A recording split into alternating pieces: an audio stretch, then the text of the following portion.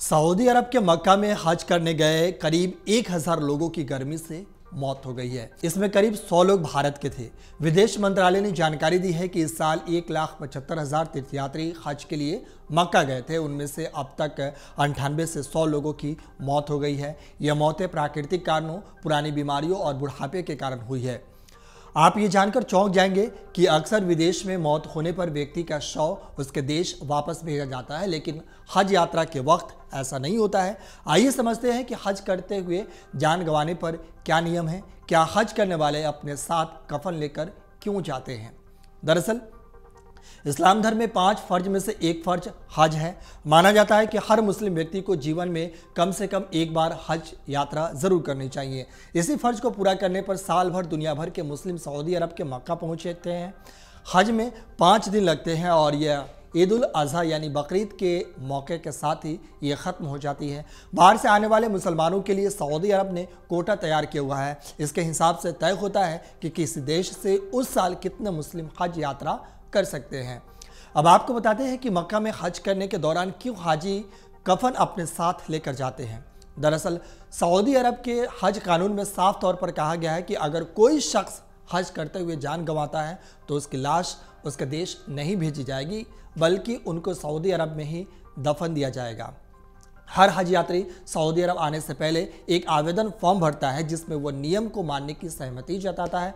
वह इस बात की घोषणा करता है कि परिवार की ओर से आपत्ति जताई जाती है तो उसे नहीं माना जाएगा। मुस्लिम समाज के बीच मक्का और मदीना को लेकर मान्यता है कि यहाँ की मिट्टी में दफन होना उसके लिए सौभाग्य की बात है। अब आपको बताते हैं कि लगभग सभी देश में विदेश से आए लोगों की मौत होने पर उनके शव को वापस उनके घर भेजा जाता है, लेकिन हज यात्रा का नियम काफ़ी अलग है। इस्लाम धर्म में हज का काफ़ी ज़्यादा महत्व है।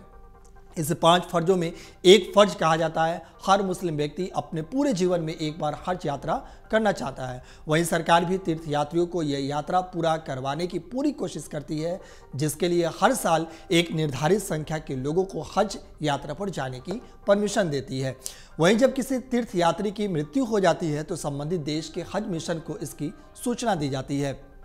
शख्स की पहचान हज यात्रियों को दिए गए गर्दन या कलाई पर पहनने वाले बैंड से होती है।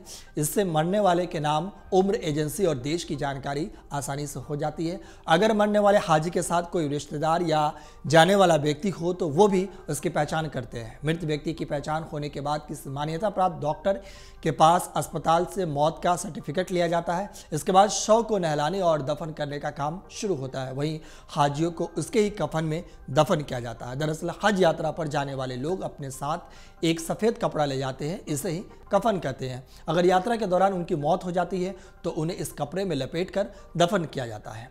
तो आप ये जान गए होंगे कि हज यात्री अपने साथ कफन क्यों ले जाते हैं और मक्का में जाते हैं जो हज करने, अगर वहाँ पे उनकी मृत्यु हो जाती है तो क्यों नहीं किसी भी देश उनको देश वापस भेजा जाता है।